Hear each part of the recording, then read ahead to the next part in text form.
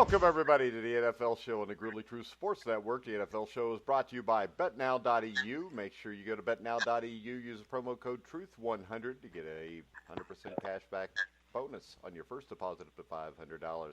I am your co-host for the NFL Show, Mike Goodpaster. Right now, I'd like to welcome in my co-host from the FF Face-Off, Anthony Cervino. How you doing, Anthony? Doing awesome, Mike. How are you? All right, and of course, as always, it's Wednesday, so we get the quarterback rankings guy. That's what you're going to be from now on. You're going to be the quarterback rankings guy. Samuel Teets. How you doing, Sam? I'm doing good. Thanks for asking. All right, before we get to that, though, let's catch a little NFL news. And the Jalen Ramsey saga has a Hollywood ending.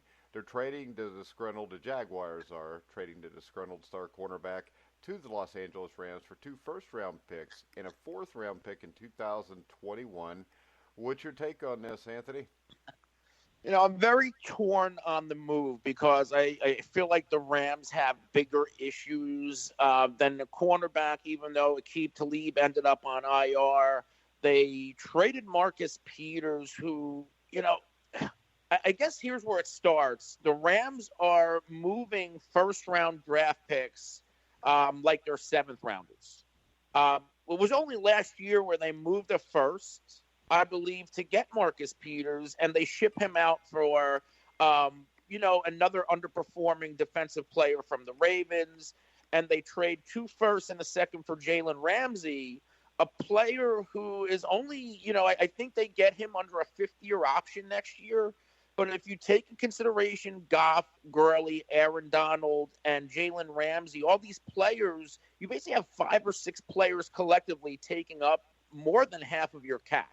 Yeah, and eventually this is going to bite him in the ass, I think, Sam.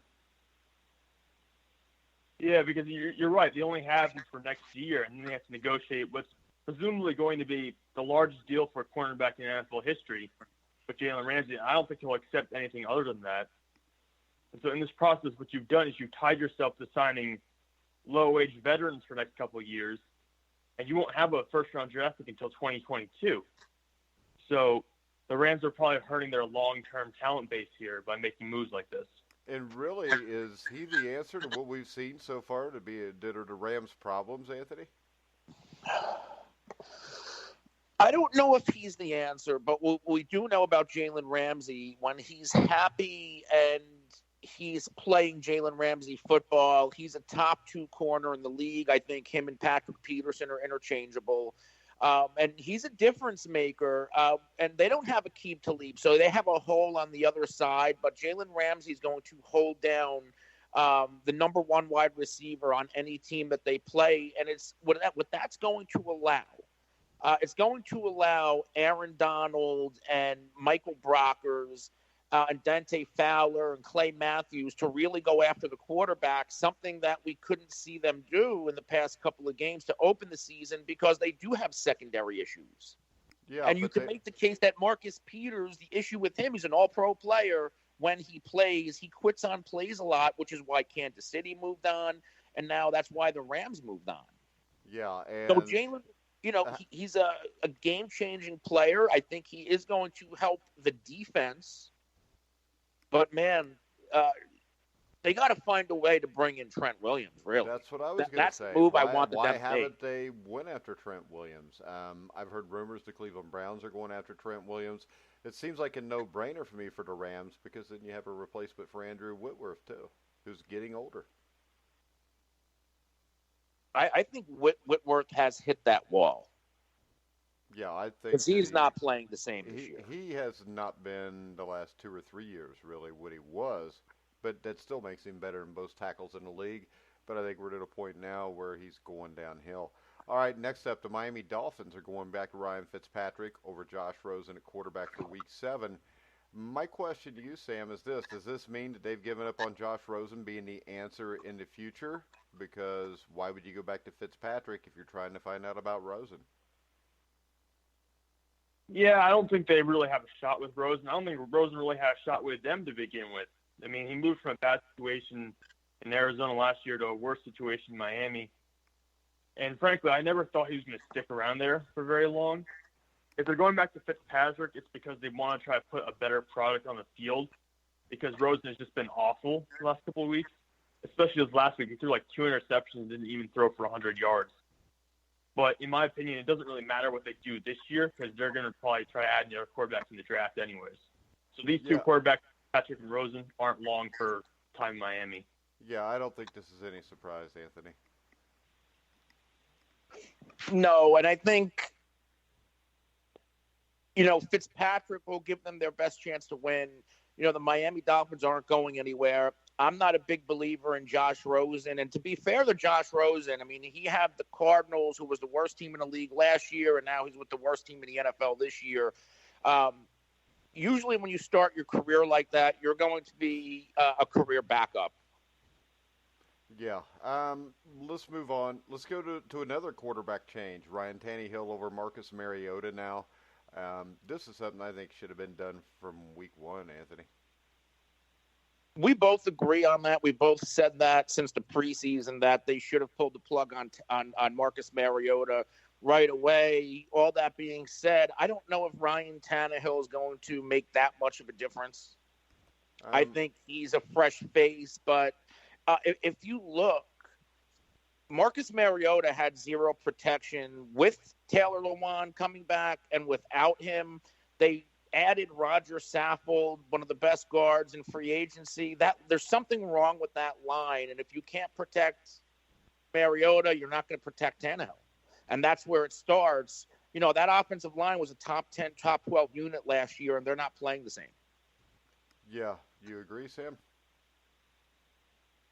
Yeah, that offensive line is definitely a huge issue, but I really don't think – I agree with what Anthony said. Adding Ryan Tannehill doesn't really change much.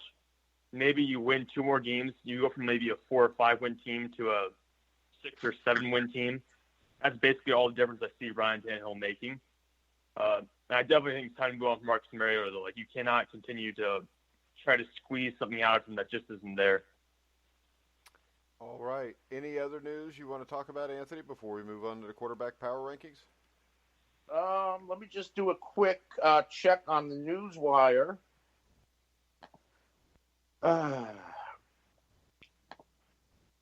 If my computer lets me. Here's a nice little nugget on Baltimore, who just traded for Marcus Peters.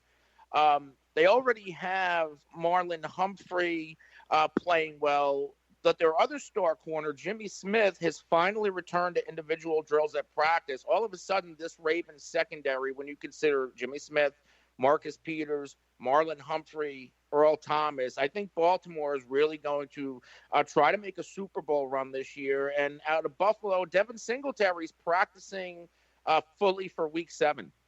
Yeah, I don't think there's anything the Ravens can do to make a Super Bowl run with Lamar Jackson at quarterback. I really don't. But we'll get to that now. They won a Super Bowl with good defense and Trent Dilfer. No, they won the Super Bowl with great defense, a great running back in Trent Dilfer. Okay. I mean, Jamal Lewis. Mark Ingram can't. Mark, I mean, Jamal Lewis is better than Mark Ingram. I would say they're about the same. Really? Yeah. I wouldn't do that. No way. You're Jamal really going to put Jamal Lewis beast. above any? I mean, I don't. I remember him. He was a very, very good player. I just don't know if he, if he's that like an Ezekiel Elliott type of back. Number one, and that's how you're treating him. We him. would call anybody a Ezekiel Elliott kind of back because he's not even the best running back in the football. But I will give you this: you do realize Jamal Lewis, his first 3 seasons were 1,400 yards, 1,400 yards, 2,000 yards. So was Chris Johnson. We're not talking about Chris Johnson. We're talking about the Ravens running back now, which is Mark Ingram, which I don't think Mark Ingram's ever going to throw up 2,100 yards and 14 touchdowns.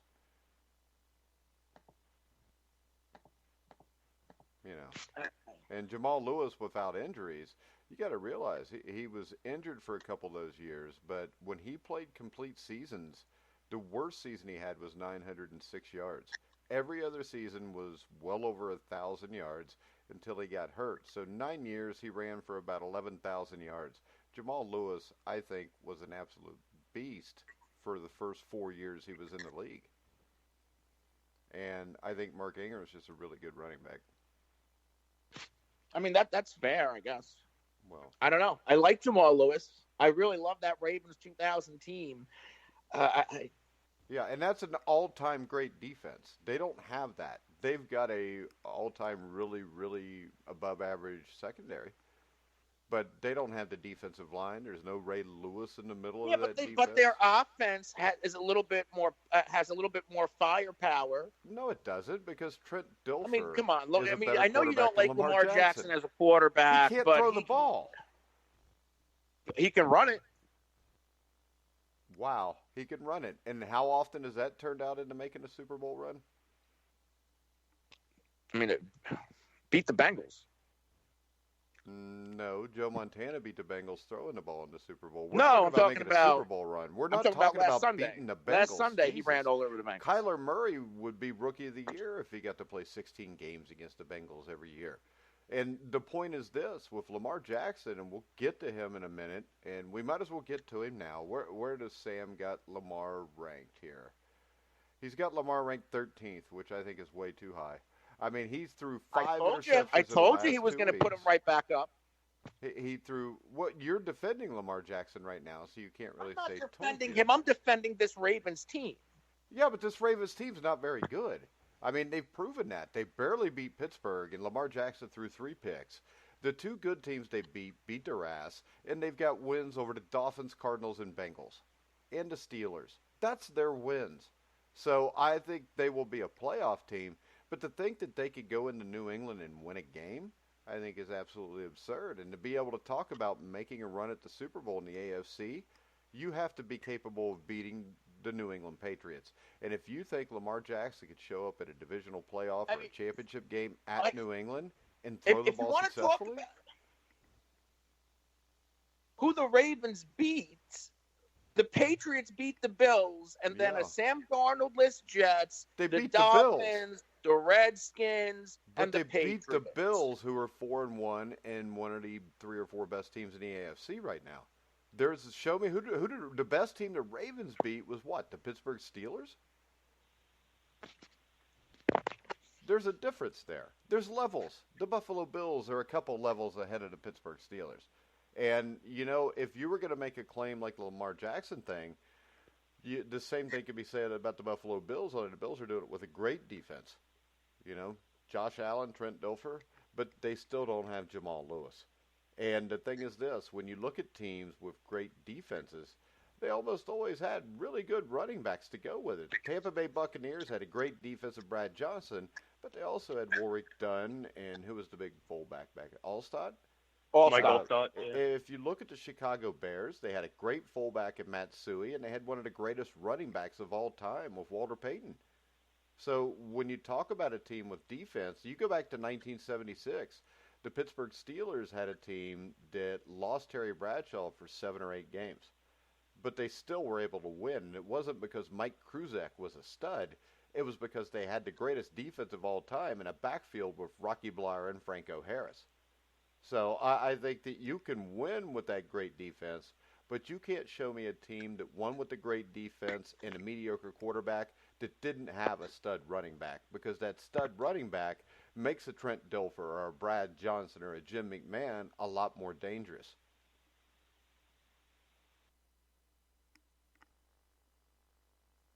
You there? I don't know. I think this Baltimore team, if the ball bounces right, can make a run.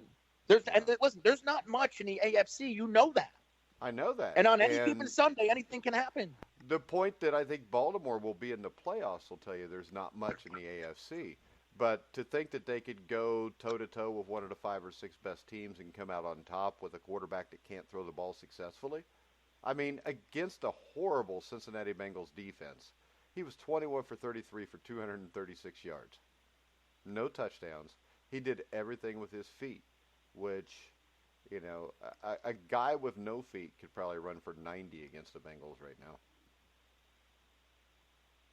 So, and I would laugh, but it's not a joke because I really believe that. All right, let's go to Sam's quarterback rankings.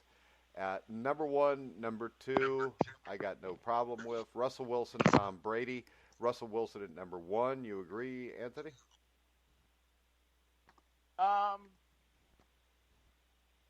Yeah, I mean, with the way Russell Wilson is playing, with the pieces around him, and oh, by the way, he lost Will Dissly for the season with a torn Achilles now. He just keeps getting the job done. He played from behind last week, was able to rally the Seahawks back. So, yeah, Russell Wilson having one of the best starts to his Hall of Fame career has to be number one. Yeah, Sam, I think Russell Wilson has to be number one. Tom Brady almost has to be number two just on merit. Yeah, I agree with you there. I think Russell Wilson is the early favorite for the MVP this year. The way he's been carrying Seattle is incredible. He opens up with his passing ability, the way for Seattle to run the ball with Chris Carson, and they cover up for that atrocious Seattle defense that just lets teams throw all over them. Even Baker Mayfield put up a bunch of yards despite throwing a couple of interceptions. And Brady's been surprisingly consistent. I think people aren't acknowledging the numbers he's been putting up enough. He's right up there, actually, with the top four, in my opinion, in terms of playing at like an MVP level almost.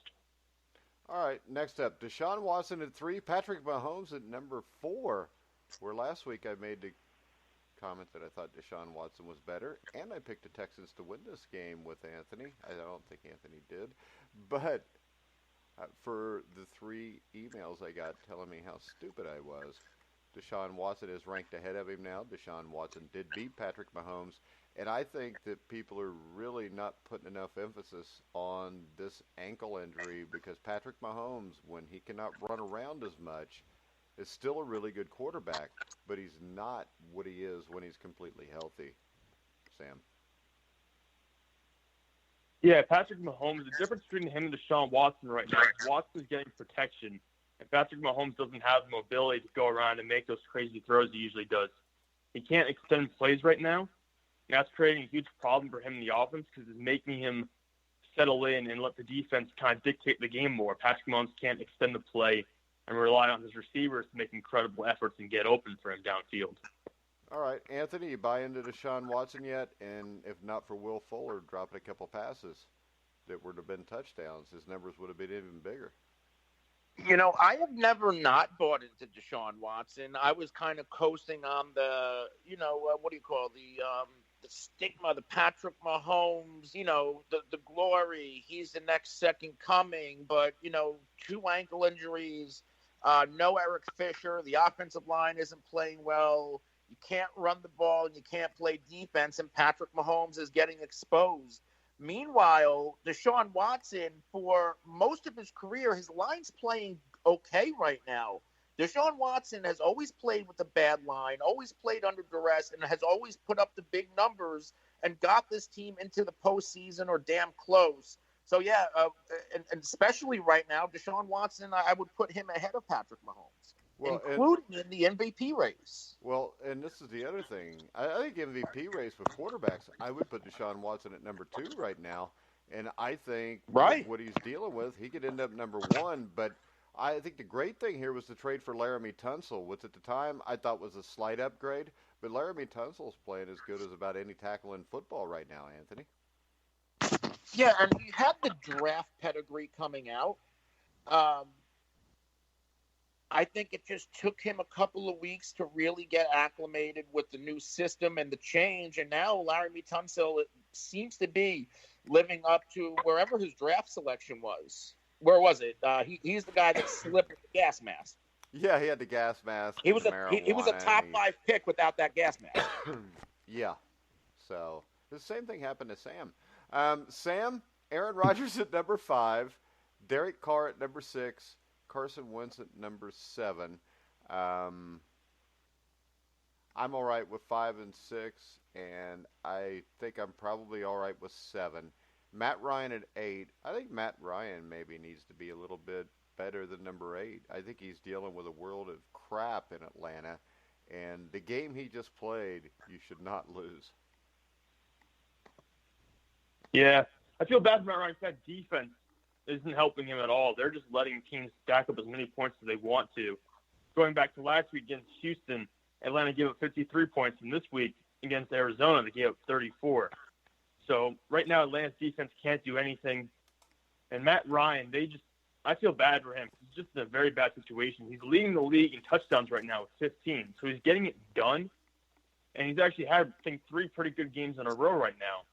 But it's hard to break him free of the issues the team's having right now. That team in Atlanta is just totally falling apart. Yeah, Anthony, Rodgers, Carr, Wentz, Ryan. What's your take? Rodgers, Carr, Wentz, Ryan. I would certainly keep Aaron Rodgers right where he is, especially with the way he played from behind, bring the Packers back without, 2 of your 3 top receivers.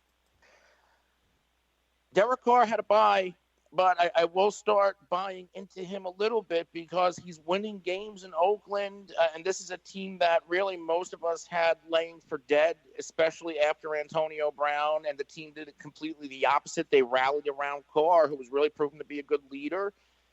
And I guess you can put Carson Wentz next. I mean, I can't realistically, as well as Matt Ryan is playing right now, opens this season with 6 straight 300-yard games. I don't know if that's ever happened before. But the Falcons aren't winning. The Eagles got blown out last week. I think I would put Matt Ryan ahead of Wentz.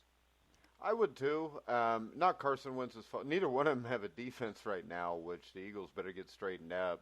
But the Eagles get a bye week this week, of course, because they're playing Dallas. At number 9, Jacoby Brissett. Number 10, Dak Prescott. Any problem with that, Anthony?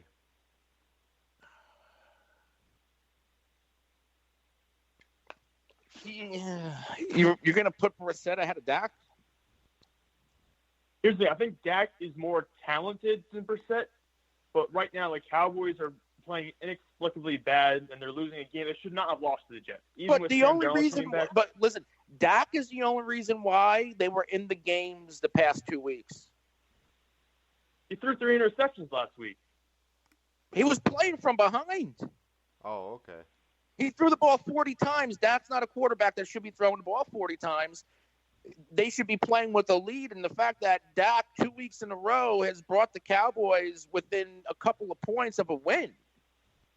Being down, 17 to 21 points going into the second half. You shouldn't have been down against the New York Jets to begin with. That's not Dak. Who Well, was you got to score, though. That's on Dak to score. That's defense. That's play calling. That's, the rest of the team coming out flat. I can't put that on Dak. But the quarterback is supposed to be the leader of the team. If the team comes out flat, could that not possibly be partially Dak? Maybe. But I still can't put Jacoby Brissett ahead of him. And I like Jacoby Brissett. Well, I'll tell you what. I think Kirk Cousins should be ahead of both of them.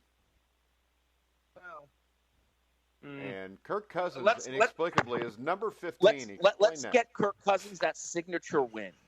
Dude, come on. That signature win. He's You have to play a signature game. What's a signature win? What's a signature win? Zero. Who? Yeah, what's a signature win? A lot of pressure on the game. Maybe a win that gets a team into the playoffs. Has Dak had a signature win? He's won a playoff game. He's gone to Lambeau. He's beaten Aaron Rodgers in his rookie year at Lambeau. Wow. That counts. And then how many times has he beaten Aaron Rodgers since? Not a lot. Or at all. So a signature win to you is a regular season game in Green Bay. A signature win to me is winning a championship. Give me something.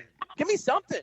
Well, Dak not lighting up the New York Giants and whoever the hell they beat. The Philadelphia, whose secondary was packing groceries 2 weeks ago. Okay, but let's just do this as a comparison then. All right, Kirk Cousins was at home, 22 for 29, 333, 4 touchdowns. Let's see if Dak has that same kind of game. That would be a fair comparison then, right? A home game against the Philadelphia Eagles. For my sake, I hope Ezekiel Elliott can find a way to run all over him, and Dak only has to throw the ball 20 times. Well, the thing is this. I mean, the I don't want that Dalvin to happen. Cook also. Oh, who runs the ball really well. Amari Cooper's not going to play. And Kirk Cousins had Here we Thielen go. Here and come the Diggs. excuses. Oh, my God. And Jason Garrett's got a hangnail, and Jerry Jones was drunk the night before. I mean, do we have to make a bunch of excuses before time? I mean, the fact that you have to make all those excuses, you know what? Aaron Rodgers, who ranks just a few spots above these guys, was missing his best wide receiver. You didn't say that Aaron Rodgers should be higher than number 5. No, but I mean, Aaron Rodgers is on another level compared to most quarterbacks. Yeah, but I think Kirk Cousins is on another level compared to Dak Prescott.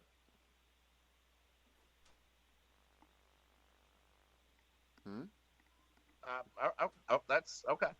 Because Dak's had two division titles. Oh, good for Dak. Dak didn't play in Washington.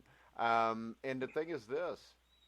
He had 2 divisional titles. No, but he's played in Dallas, and to you, there's no head coach. The owners are drunk. Yeah, the head coach claps too much. So, all right, really, so wait a second. Washington's a better spot than Dallas, according to you. Actually, Washington is the worst spot outside of Cincinnati or Miami in the world because they have the worst owner and the worst coaching. Well, I agree. Okay, so we just put Kirk Cousins with a good coach, and now he's winning games and throwing 4 touchdown passes against the Philadelphia Eagles team to beat Green Bay in Green Bay. A Green Bay who the very next week came out and slapped the snot out of the Dallas Cowboys.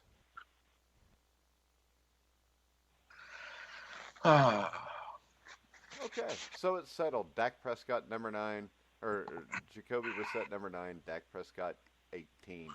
All right, next up, we got Jimmy Garoppolo at number 11, Kyler Murray at 12, Lamar Jackson at 13. We've already talked about Lamar. Jimmy Garoppolo, I think we're still waiting for a breakout game from him, but I still think it's coming, guys. And I don't think that he will continue to turn the ball over at the alarming rate he has so far, Sam. Yeah, I think Garoppolo, he's up there because he's got a team undefeated right now. And I think he's been pretty consistent in terms of pass accuracy with completion percentage. His issue is the turnovers, but I think as he becomes more adjusted and everything starts working out, they start running the ball, continue to run the ball as well as they have, his turnovers will go down. And I think right now, San Francisco's sitting in a really good spot. Oh, yeah. Undefeated and in first place. Kyler Murray. Anthony, what's your take on Kyler Murray? I mean, they did just beat up the Bengals and the Falcons, which are bad defenses. But this kid from game 1 against a good Detroit team has shown flashes that he might be the real deal. Yeah, and I was skeptical on Kyler Murray and Cliff Kingsbury. The jury's still out on Cliff Kingsbury, but, Kyler Murray now, 6 games into his NFL career, not a lot of help on the defensive side of the ball. It just looks like he's trending in the right direction. He keeps getting better and better. 2 weeks ago, in that first win, he ended up having a pretty good game rushing, so he flashed that ability. And then last week against Atlanta, he lit that secondary up like he should have. Kyler Murray, 3 300-yard passing games. And then in the past 4 games, at least, 27 yards rushing. He had 69-93. So he's kind of doing a little bit of everything. And he looks like the player that is advertised. And, oh, by the way, he's doing it without Christian Kirk, who might be their best receiver. And I'm not saying he's better than Larry Fitzgerald 10 years ago. But, Christian Kirk's a little bit more explosive than the future Hall of Famer right now. And he's not on the field. He's doing it with guys like Demir Byrd and, a bunch of rookies. All right, next up. How is Sam Darnold 16 and Matthew Stafford's number 17? Sam. What's your problem with that? Well, my problem would be this. Sam Darnold has played exactly 1 good game this year. Matt Stafford has not been spectacular, but he's better than Sam Darnold right now. My other problem is you got Sam Darnold ahead of Teddy Bridgewater. And my biggest problem is you got him ahead of Kyle Allen. Kyle Allen has already played more good games in his entire career of 5 games than Sam Darnold's played in a little over a year. Yeah, it's a small sample size, so Darnold kind of ends up a little bit towards the middle, and we can refine that out as it goes. But I'm just surprised the Jets won, honestly. A little bit of this is me being surprised the Jets actually won. Because I totally expected, even when Darnold would come back, the Jets to be the same Jets and continue to suck. But they actually managed to pull out a win. They're up higher. Darnold had a better game than Stafford did. Stafford didn't score any points, and if Stafford had scored, they probably would have won the game, even though they got screwed by the refs there. But that's kind of my reasoning for having him up so high. Kyle Allen didn't have a terrific game. That's more Christian McCaffrey's team, in my opinion, for the Really? Panthers. How is that possible when Christian McCaffrey was held under 100 yards total? Cervino. Yeah, I mean, I thought this game was all Kyle Allen. I think he makes throws. The guy's a good quarterback. I thought it was all Jameis Winston. Jameis Winston turned the ball over 6 times. He did, but Kyle Allen was 20 for 32, 227 yards, and 2 touchdowns. And he played really well. And a lot of those turnovers were second, third, fourth quarter. Kyle Allen was making plays before that, and I'm not 100% sure here, but maybe Anthony can correct me if I'm wrong. But Christian McCaffrey scored a couple touchdowns, but his yardage was nothing spectacular against Tampa Bay. I like Kyle Allen a lot, and no, he's not putting up the big numbers, and he played pretty good against Tampa Bay, but he's winning games, something that Cam Newton wasn't doing in Carolina, and the defense and the running game and the pieces are playing around him. I think Kyle Allen might be the real deal, and I don't know if Cam Newton should ever play another down for the Carolina Panthers. Well, how about at least this? Not until next season. If we're going to compare him to Sam Darnold, when Kyle Allen went in to start last game of the season last year, before he started, they had lost 4 or 5 games in a row, maybe more. And this year, they had not won a game until Kyle Allen played. So why didn't Christian McCaffrey make that difference with Cam Newton? Because Cam Newton was playing poorly. Kyle Allen has played well, which is why they've won. You can have the greatest running back in the world, but in the NFL, eventually, they're going to shut him down, and you got to make plays. And Kyle Allen has been able to make those plays, or that team wouldn't be undefeated right now. And I think having Kyle Allen below Sam Darnold, Matt Stafford, Phillip Rivers, and Teddy Bridgewater is crazy. On Sam Darnold here, did you notice, I don't know how much of the Jets you watched, but it seems like Adam Gase had a whole different playbook for Sam Darnold than he used for Luke Falk. Well, he's going to, because Darnold has more experience. Right. I mean, anytime you get a backup quarterback, you shrink the playbook a little bit. I think Darnold proved that he's a franchise quarterback. All that being said, we still have only seen him in 2 games this year, and he's targeted one wide receiver like Jamison Crowder 26 times in those 2 games. So I don't know if he's just locking on one guy. I'd like to see him spread the ball around a little bit more, but I would definitely bump Kyle Allen right up there with Sam. Yeah, and I think Sam Darnold could be the real deal too. But the Sam Darnold problem, Sam, hey, you're both named Sam. I just realized that. But when you look at Darnold at USC, it was kind of the same thing. It was 2 or 3 receivers he'd lock on, he'd throw to.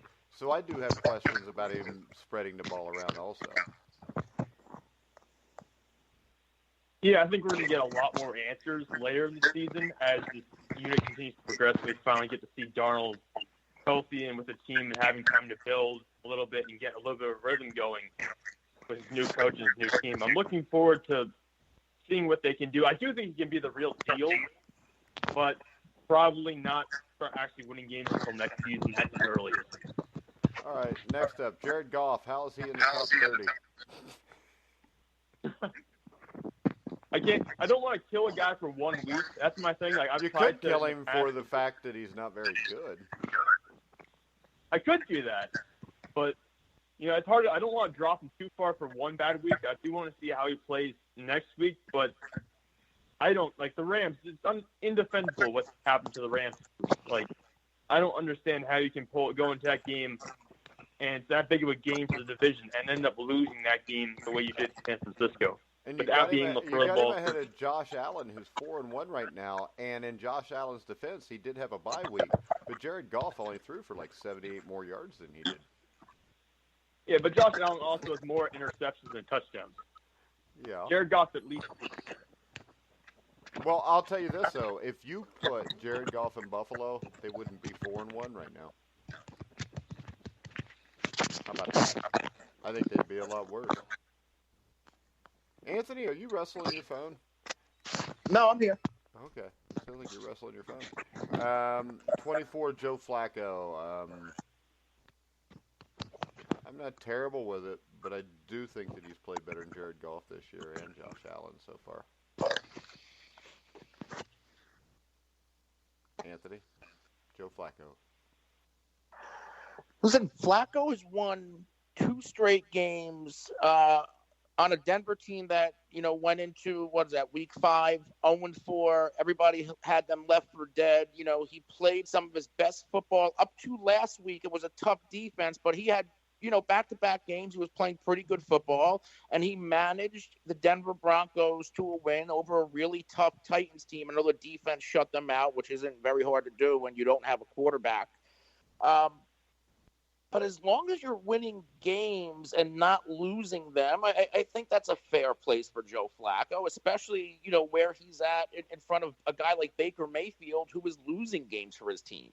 Yeah, with all the interceptions. The only problem I have here, Sam, is you said that Detroit's season is already over, or Denver's season's already over. I don't think so. No, if they beat Kansas City Thursday night, they're only a game out of first. Yeah, and they can. I don't see them beating Kansas City. I've already. It doesn't matter what you see. Their season's not over until they lose that game. And I do think they can beat him because I think Philip Lindsay could go off running the ball. And we've seen Joe Flacco go off in situations where you don't think he's got a chance. The Denver Broncos know that. Remember the deep ball he threw at the end of the game against Denver in the playoffs a few years ago. But right now, with a not very mobile Patrick Mahomes and a pass rush that is really seems like a defense is coming along, I don't know how in Denver you could just write them off like that. No, and I think the fact that they're playing at home, that helps. Their secondary is playing. They're a top 5 secondary right now. And you just bring up Philip Lindsay. Royce Freeman is really starting to come together. And they have a nice, solid 1-2 punch-out running back. Cortland Sutton, a second or third-year receiver, he's becoming the go-to guy, especially in the red zone for Flacco. They have a very good young tight end in Noah Fant, who hasn't really gotten going yet, but if they can get him going, he's a quality weapon in the middle of the field. And then Emmanuel Sanders. I think they can definitely, if this defense can hold Kansas City to 21 points, Denver wins this game. All right, and I'm not saying Denver's going to win the game, but I think it'll be a closer game than people think it'll be, and I think it's possible they could pull something off. Next up, we get to the position where everybody sucks. Baker Mayfield, Mitchell Trubisky. How's Mitchell Trubisky even on the rankings? Daniel Jones, Jameis Winston.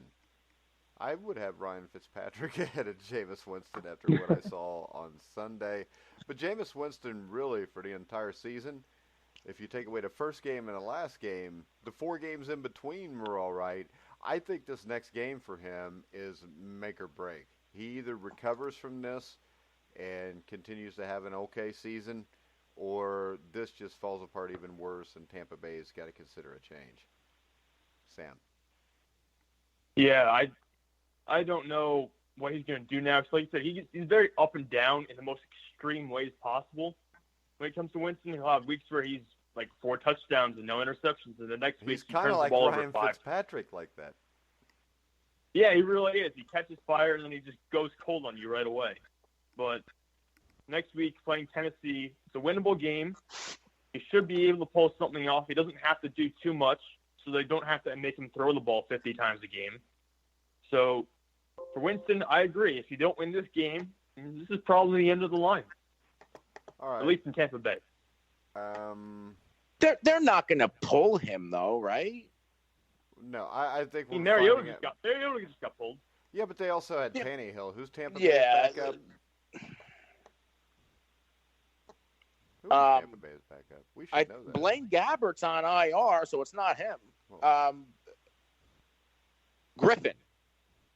Ryan Griffin? Yeah, never mind. Or something Griffin? One of the Griffins. All right. Let's just go to the bottom. Devlin Hodges at 33. I think should be much higher just because he hasn't proven to be worse than than Daniel Jones or Mitchell Trubisky or Baker Mayfield yet. My one issue with I know Devlin they Hodges. throw everything behind the line of scrimmage, but Yeah, that's my thing. Is that they don't really run a professional offense with Devlin Hodges, so I can't really put him that much higher because I don't believe he's more talented than the other guys above him right now. I just don't believe that because when I watch them play, they're not playing. They're lucky they won that game. If it wasn't for Devin Bush scoring a touchdown on defense, they would not have beat the Chargers. yeah, but they dominated. They're with that their game, ninth-string though. quarterback. Yeah, They shouldn't have beat the Chargers. Dominant. I can tell you this. I think the Pittsburgh Steelers can win that division. I think they're the only team. I mean, I think the division's a mess. But from what I saw, I'm not a big Mike Tomlin fan, especially when it comes to game managing and clock management and stuff like that.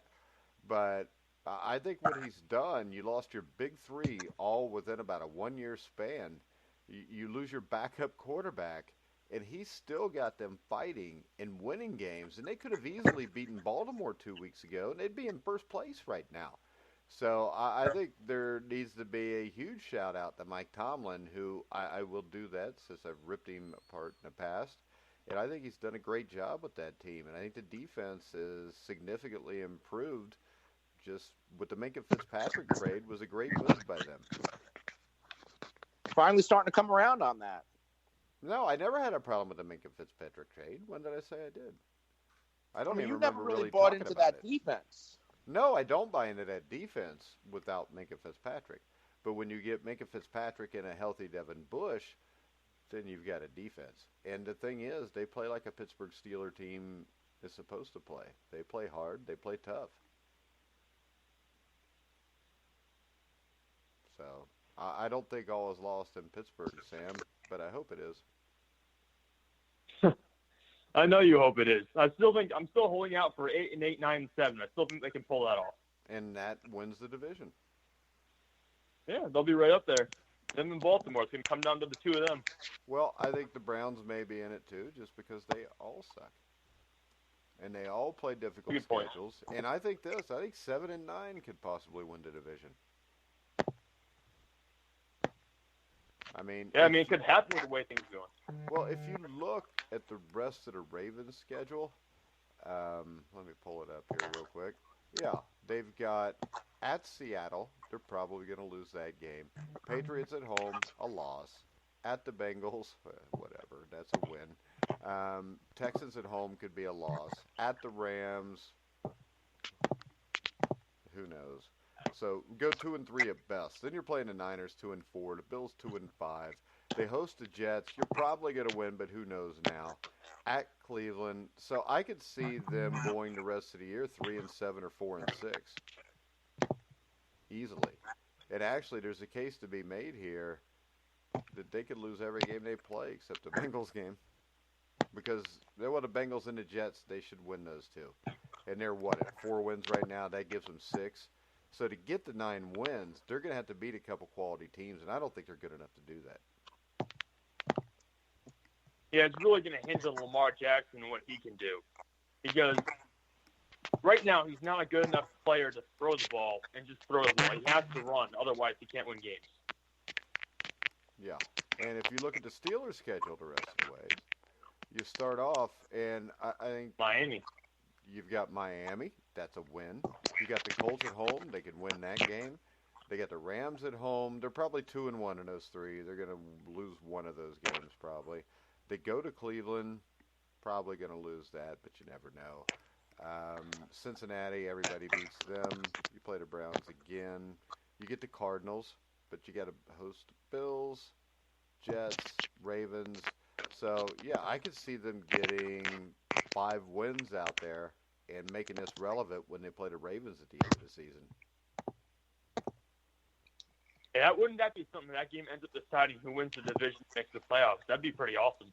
Especially, yeah, that would be pretty awesome, Sam. Really, really awesome. All right. Yeah, you Bengals fans get to enjoy that. Why do you have to mockingly say you Bengal fans? That's kind of racist when he calls them you people.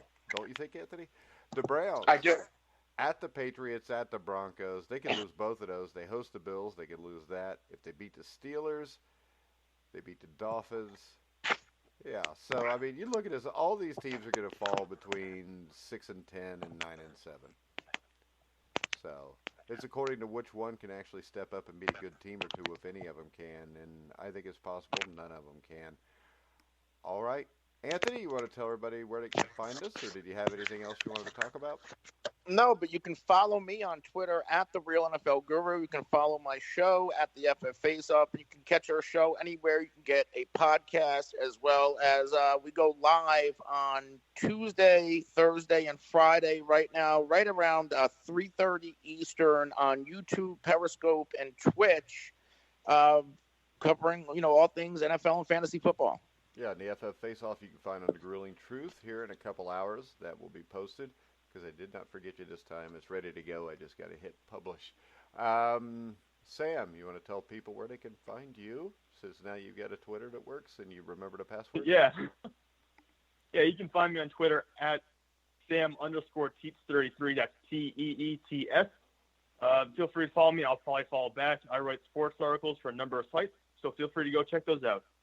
All right. We're going to go ahead and wrap it up. We have a busy day at the Grueling Truth, as we always do on Wednesday. As it's 7 o'clock, we will have the Cincinnati Bengals weekly show with myself, former Bengal Joe Kelly, Ty Robbins. That'll be at 7. At 8 o'clock, Indiana Football Weekly with Cole Hanna. 9 o'clock, CFL Legend Show with CFL Legend, or not Legend Show, but Weekly Pick'em Show with CFL Legend Robert Drummond. 11 o'clock tonight, or 10 o'clock tonight, we also have the NFL Weekly Pick'em Show.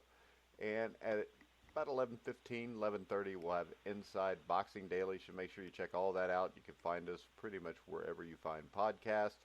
Check us out on Spotify, iTunes, YouTube, Spreaker, Stitcher.